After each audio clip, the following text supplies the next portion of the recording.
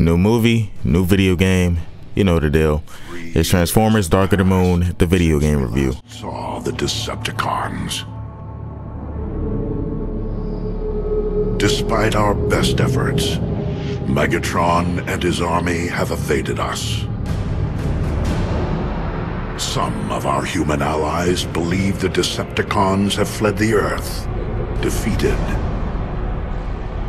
I wish that were true. They remain here, hiding, watching, waiting.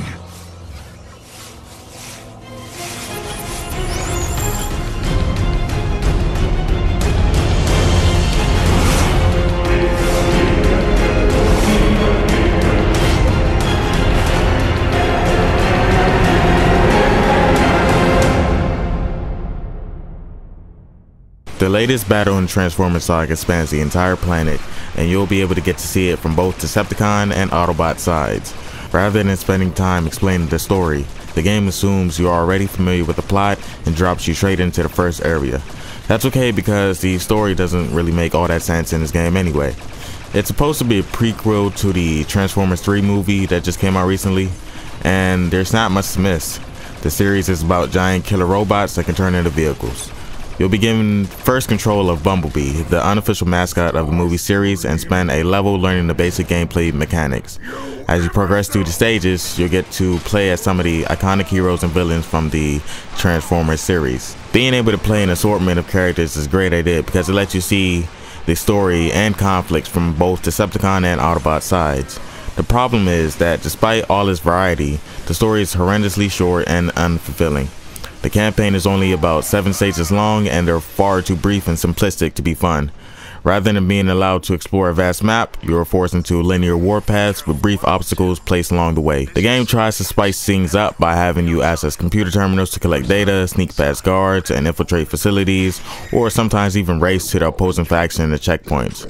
Yeah, there's some variety there, but none of it really matters, so yeah. The objectives rarely go beyond getting to a certain area, which is most of the time accompanied by on-screen marker and pressing a button. If you're thinking, hey, same developer as War for Cybertron, so this must be good, right? Wrong. This game is terrible. I'm just gonna put it like that.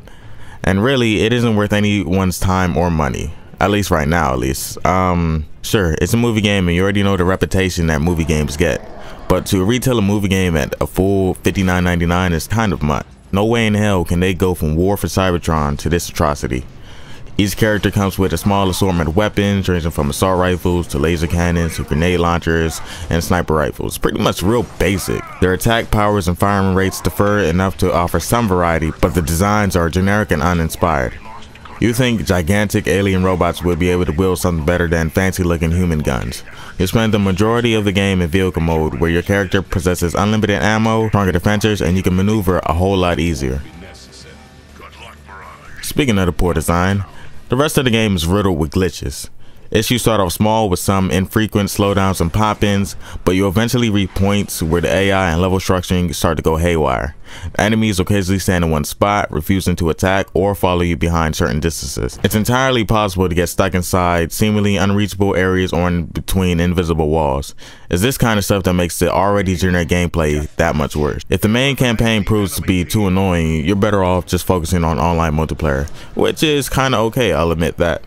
Anyone who played War for Cybertron is pretty much the same, just a couple modes are missing. You and a handful of strangers can spend hours killing each other via free-for-all, team deathmatch, and conquest modes.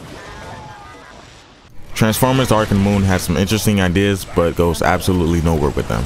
It lets you play as the main character of both the Autobot and Decepticon forces, permitting you to see the war for Earth from different perspectives.